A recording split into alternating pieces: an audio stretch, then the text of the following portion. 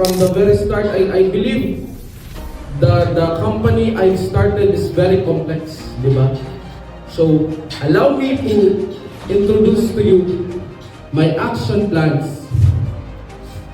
Okay, so my action plans is, it is synthesized, it is synchronized, and it is detailed, no?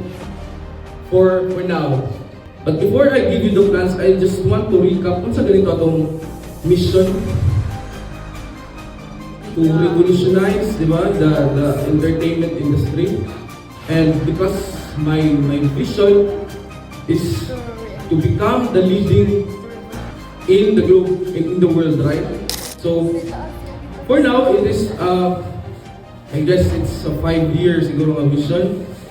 And atong mga contract ay kanang mga Disney Entertainment, Viva Entertainment, Invisible Entertainment. May nagdilit ang takbuhan, basta takbo lang ka. No? So that's our vision and that's my vision. And for that to be attained is, our mission is to revolutionize the entertainment industry. So those are core values, and also those should be our question. No? Our question, if are we a customer-centered na company? No? And for that to be attained, unsa una to siya para mahimot ang customer-centered, di ba? So while I go through why I recognize the company, why I started the company with with a purpose but with no direction. So but today, no, I can say na nanatay direction, nanatay padulngan. Ano man? Because I have the best asset of my company, and that is you. No, you know why I created this entertainment is that from the very word entertainment, no?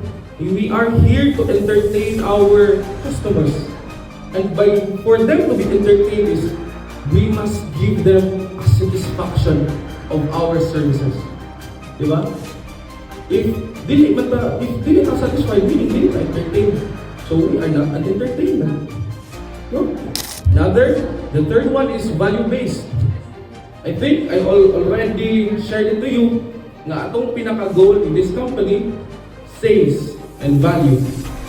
Diba? So,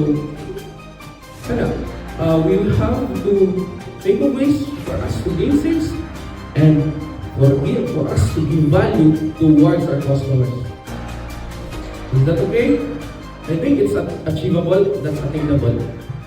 So, pag-introduce sa entertainment, dahil ako nag-start o pangitag employee.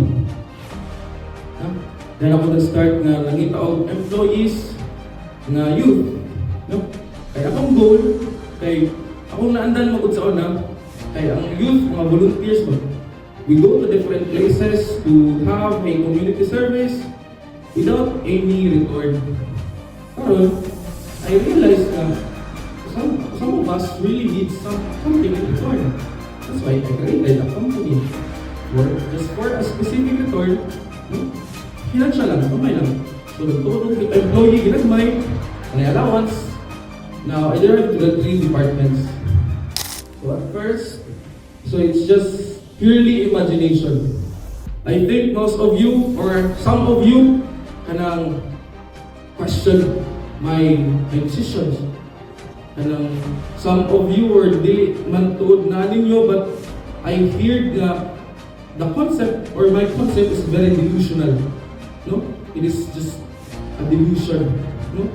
Pero I stand corrected.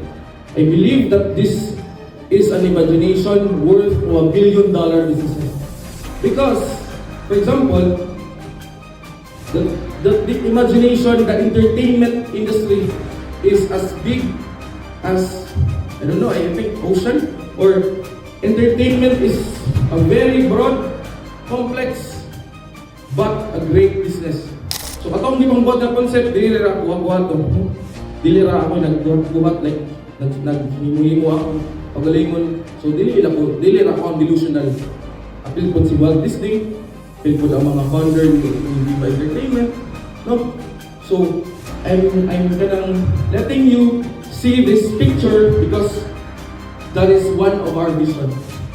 For us to become the leading entertainment brand, we have to have different brands in entertainment.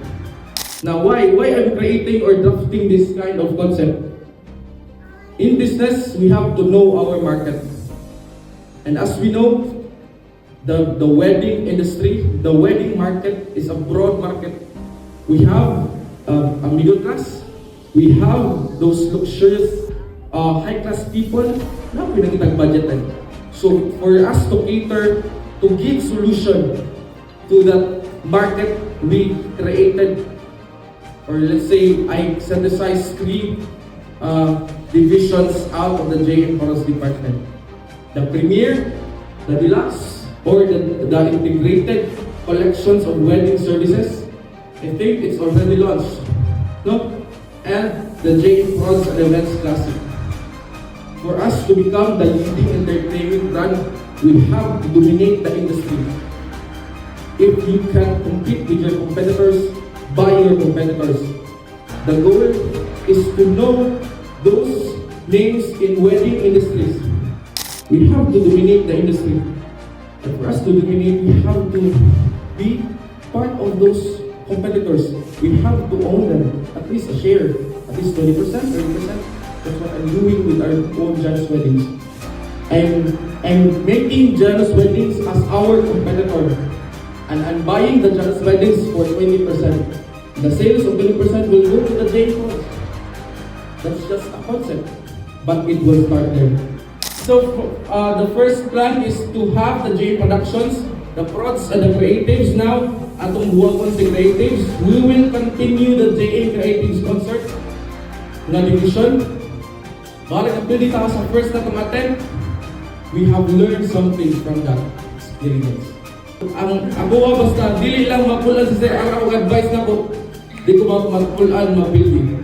So last na ko, no, very close to my heart, the silhouette department. So I started silhouette as a team building services. Now, I will change that and I will make it a silhouette launchpad. So this is a digital launchpad aiming to launch or to help the youth launch their own businesses. But for you to gain or to launch your own business, you have to subscribe to my Silhouette Launchpad. If you saw some of my videos in my YouTube channel with 1 subscriber, I have started together with my friend. Those videos that I've created is a starting point for me to have my own launchpad.